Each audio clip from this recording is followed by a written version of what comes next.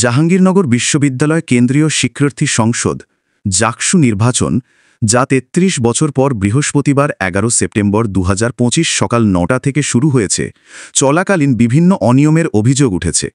শহীদ সালাম বরকত হল কেন্দ্রে ২৯৯ ভোটারের বিপরীতে প্রায় ৪০০ ব্যালট পেপার রাখা হয়েছে, যা ২১টি কেন্দ্রের মধ্যে অন্তত ৮টিতে ১০ থেকে ২০% অতিরিক্ত ব্যালটের অভিযোগ তুলেছে এবং সমন্বিত শিক্ষার্থী জোটের ভিপি প্রার্থী আরিফুল্লাহ আদিব ১০১টি অতিরিক্ত ব্যালটের অভিযোগ করেছেন।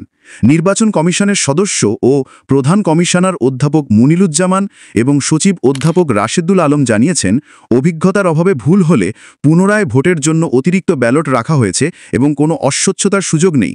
তবে ভোট গণনা এখন ম্যানুয়ালি হাতে সম্পন্ন করা হবে, যা আগে ওএমআর মেশিনে করার পরিকল্পনা ছিল। প্রার্থী ও ভোটাররা ৭০-৮০% ভোট পড়ার সম্ভাবনায় অতিরিক্ত ব্যালটে কারচুপির আশঙ্কা প্রকাশ করেছেন এবং বাগছাসের জিএস প্রার্থী আবু তৌহিদ মোহাম্মদ সিয়াম কমিশনকে ব্যর্থ বলে সমালোচনা করেছেন।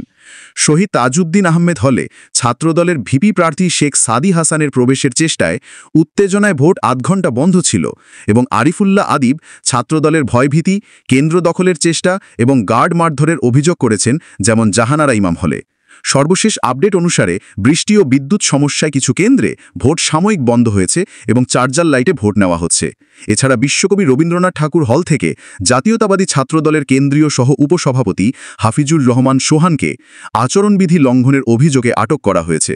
মোট ১১,৭৪৭ ভোটারের জন্য ২২৪টি বুথে ১৭৮ জন প্রার্থী অর্থাৎ ২৫% ছাত্রী প্রতিদ্বন্দ্বিতা করছেন, যার মধ্যে ভিপি পদে ৯ জন, জিএস পদে ৯ জন, যুগ্ম জিএস নারী পদে ৬ জন এবং যুগ্ম জিএস পুরুষ পদে ১০ জন।